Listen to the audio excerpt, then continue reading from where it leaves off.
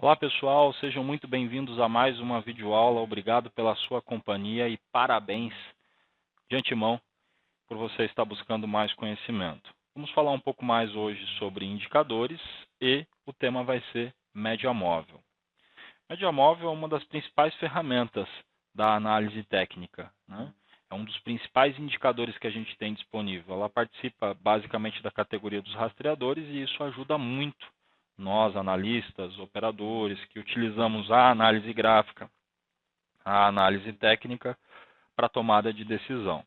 Existem vários tipos de médias, tá, pessoal? A gente pode citar a média móvel aritmética, a média móvel ponderada, a média móvel exponencial, as mais tradicionais, né, o que é muito comum na maioria dos setups por parte dos operadores e analistas, é a média aritmética exponencial. Aqui eu, Kim, utilizo a média móvel exponencial, tá ok?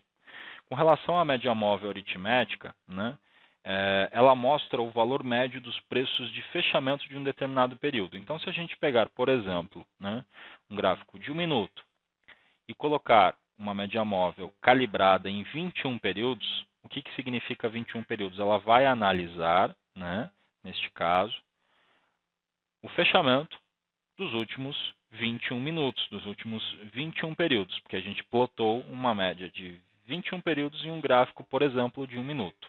Se fosse um gráfico de 5, um gráfico de 15, um gráfico diário, por exemplo, o diário fica bem fácil explicar para vocês, seriam 21 dias anteriores. Nesse caso, a média móvel aritmética ela dá o mesmo peso para todos os períodos. Então, ela não entende que os dados mais antigos são mais ou menos representativos dentro da sua fórmula, e ela também não entende que os dados mais recentes são mais ou menos representativos. Na verdade, ela dá o mesmo peso para todos os períodos. Isso é muito importante, né? A fórmula dela é bastante simples, não tem muito segredo.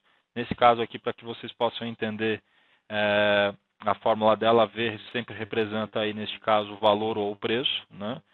Em outras palavras, N representa tempo, onde se constrói a média dos preços aí, tá ok?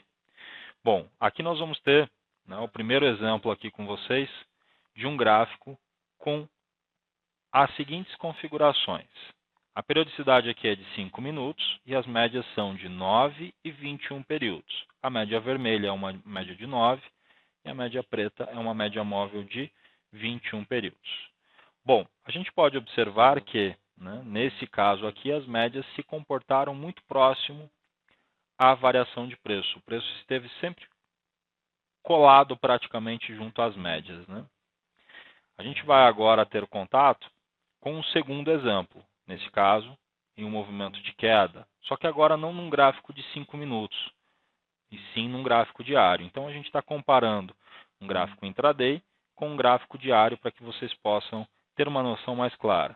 Observem como, neste exemplo, o preço também, em boa parte do tempo, se comporta próximo às médias. Então, a gente já começou a perceber que, ao utilizar as médias móveis, a gente sempre vai ter uma referência de para onde o preço pode voltar quando ele passar por um movimento de correção. E sempre que ele se distanciar muito da região de médias, a gente pode perceber que elas funcionam quase que como um imã, para que vocês possam entender. Elas acabam chamando o preço até elas, ou em algumas situações, quando a tendência for muito forte, o preço vai acabar chamando as médias até ele. Isso também é bem comum acontecer, tá certo, pessoal? Agora, nesse próximo exemplo, eu vou mostrar para vocês uma situação onde a gente acrescenta aqui, um gráfico de 5 minutos, uma média de 200 períodos. Também muito tradicional. Então, você deve estar se perguntando aí, por que 9, 21 e 200? Se você buscar mais conhecimento, se aprofundar um pouco mais sobre análise técnica, você vai descobrir que, na maioria dos livros, na maior parte dos setups, enfim, são mencionadas essas periodicidades. Diferentemente das médias que eu utilizo, que são exponenciais, de 17,72 períodos. Neste exemplo que a gente tem aqui, a média de 200 períodos no gráfico de 5 minutos, ela acabou ficando bem distante, né? Bem distante da cotação, bem distante das outras duas médias. Por quê? Há uma diferença muito grande, né? A média móvel de 200 períodos, ela é longa demais, talvez, para essa situação de mercado, para esse momento de mercado.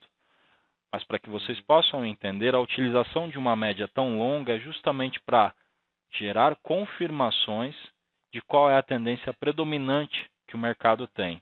É uma visão bastante objetiva que a gente pode ter. Sempre que o preço ganhar essa média móvel, há uma probabilidade maior dele desenvolver topos e fundos ascendentes. E sempre que ele perder essa média móvel de 200 períodos, há uma probabilidade maior dele desenvolver topos e fundos descendentes.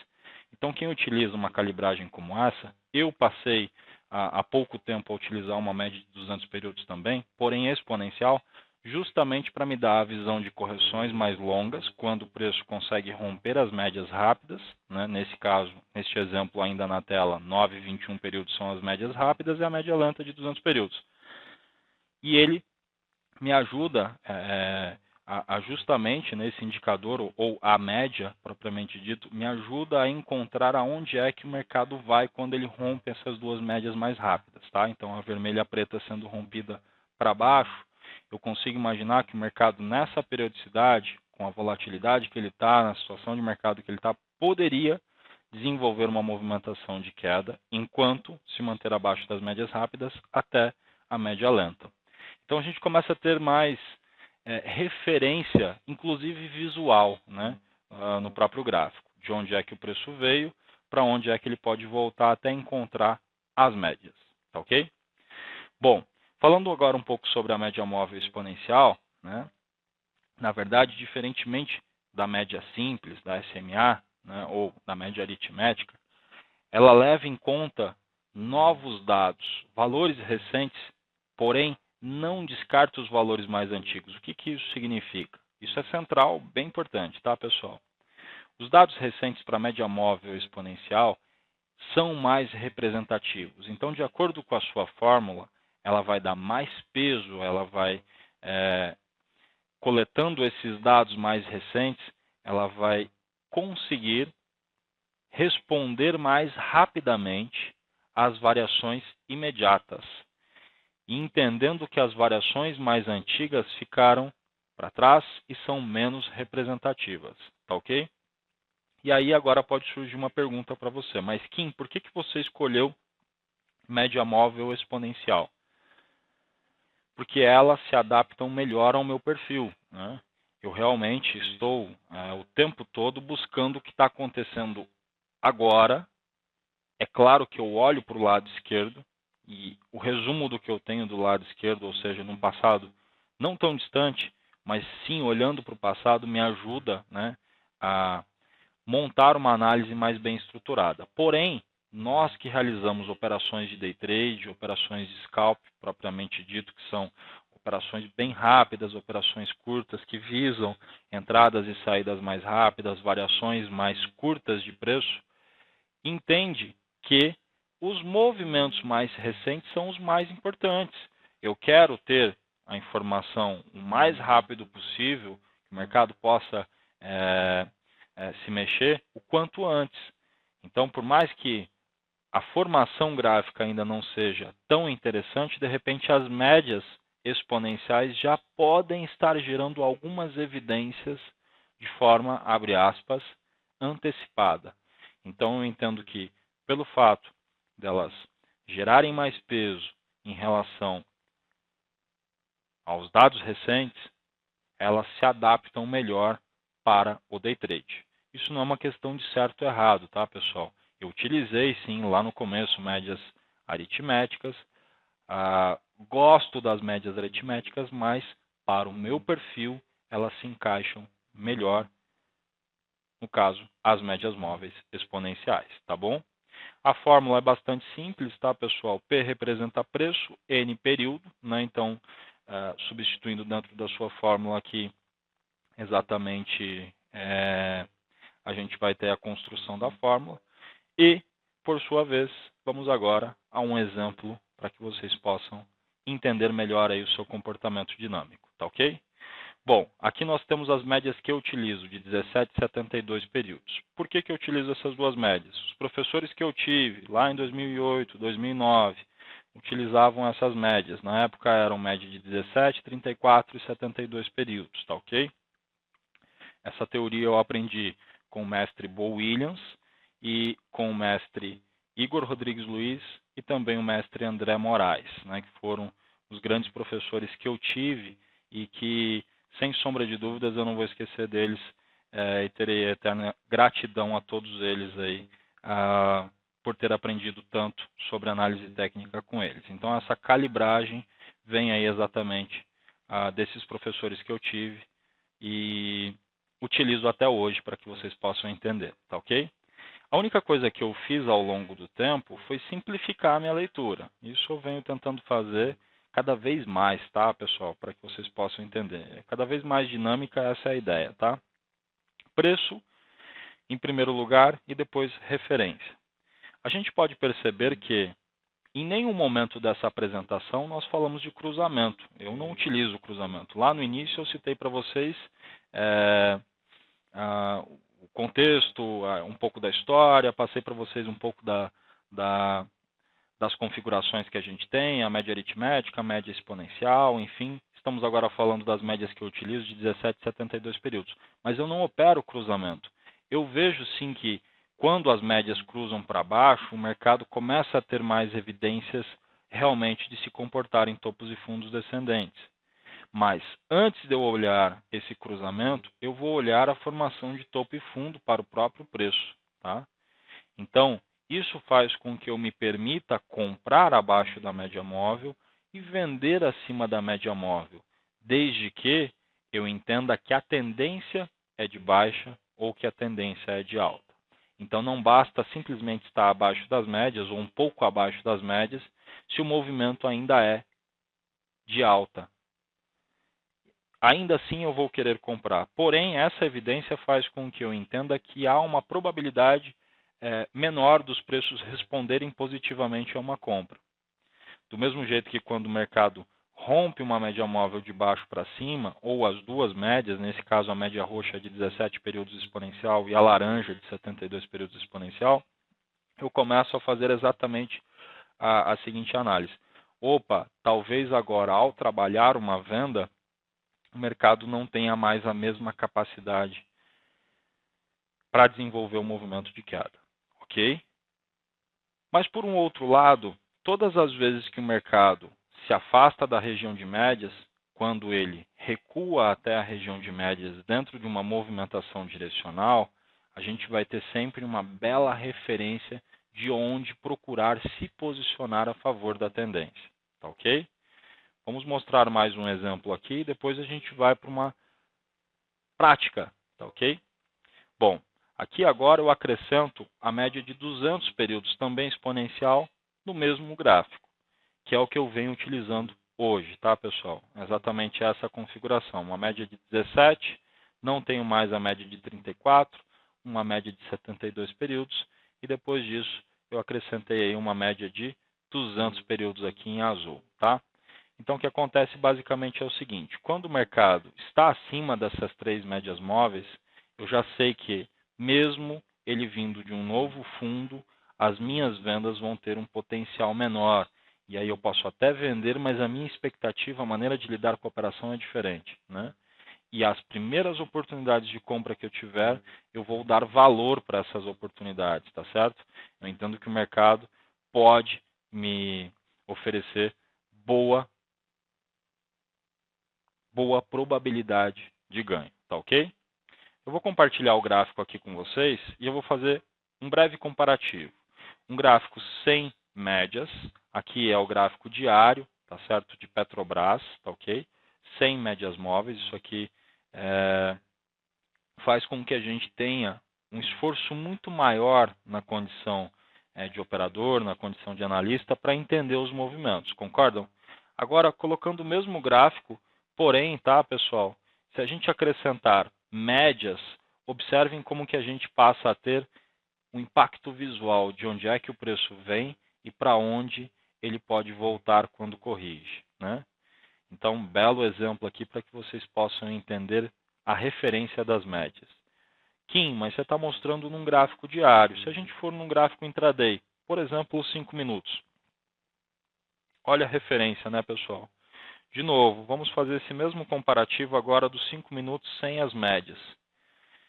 Visualmente falando, fica mais difícil interpretar para onde é que o preço poderia voltar nos seus movimentos de correção. A gente teria que, como eu já expliquei em outra videoaula, utilizar retração, projeção de Fibonacci, entender para onde o preço pode voltar quando ele está em correção, para onde ele pode ir quando ele está lançando movimentos de impulsão, abre aspas, movimentos de tendência, tá ok?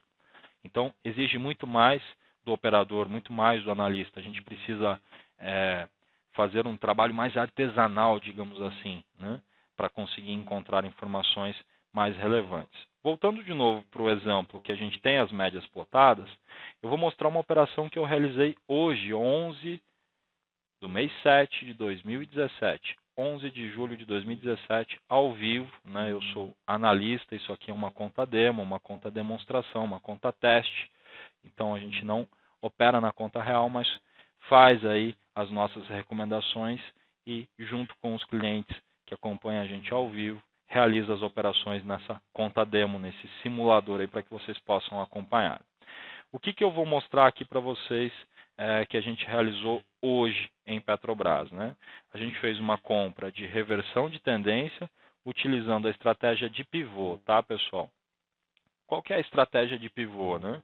O mercado passou por uma onda 1, ganhou as médias, quando perdeu as médias, ele caiu com menos força e começou, a partir daqui, demonstrar condição de compra, né? E logo depois que o Dow Jones abriu, essa condição em azul foi sinalizada e a gente passou a ter uma possibilidade de apostar no movimento em vermelho, né? Bom, tomando como base essas duas condições, tá fácil, né? Poxa, Kim, mas aí a gente está falando do passado, né? O mercado já foi, estamos analisando o gráfico parado. O que é importante ressaltar aqui? Que a gente fez essa operação ao vivo, a gente emitiu essa recomendação ao vivo lá na Arena do Investidor, onde eu fico todos os dias numa sala da abertura ao fechamento do mercado, junto com o pessoal que me acompanha, inclusive fazendo a mesma análise que eu estou fazendo agora com vocês, porém ao vivo. Ou seja, a gente tentou identificar esse movimento antes, plantou uma sementinha aqui na origem do movimento, compramos num lugar bem bacana, né? E quando os dois gráficos se alinharam, a gente pôde perceber que acima das duas médias, a formação de pivô sendo confirmada, ganhou referência, né?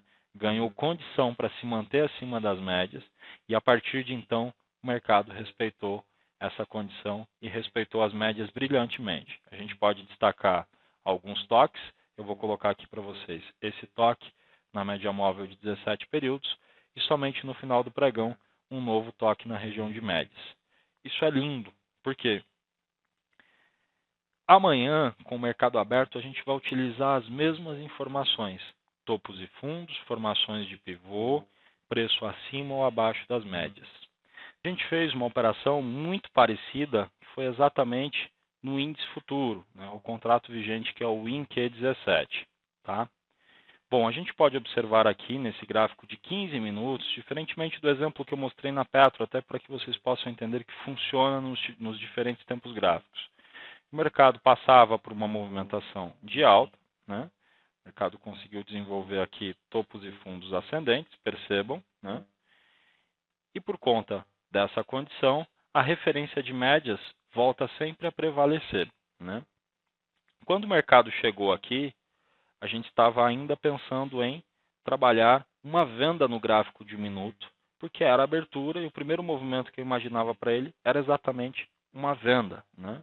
A gente até pegou nessa operação 80 pontos na venda, porém com um lote bem pequenininho, né? A ideia era se expor pouco para pegar o movimento de correção. Deu certo a venda, perdão, e logo na sequência a gente voltou a focar nesse possível movimento para cima pelo gráfico de 15 minutos. Por que a gente pôde fazer isso, né? Analisando exclusivamente o gráfico de 15 minutos, nós tínhamos a referência de médias, nós tínhamos o conceito de suporte e resistência e a bipolaridade, cujo tópico que eu vou também explicar para vocês nas próximas videoaulas, né? Então, era um antigo ponto de briga, como eu posso mostrar para vocês, uma referência de preços. Para quem trabalha com pontos, com referência de suportes e resistências, sabe do que eu estou falando. Para quem não utiliza ainda, é importante passar a utilizar. Então, a gente sabia que essa era uma faixa de briga, né? Sobretudo, a gente voltou a focar na compra pela referência de médias e a combinação de pivô no gráfico de 15 minutos com pivô em um tempo gráfico menor.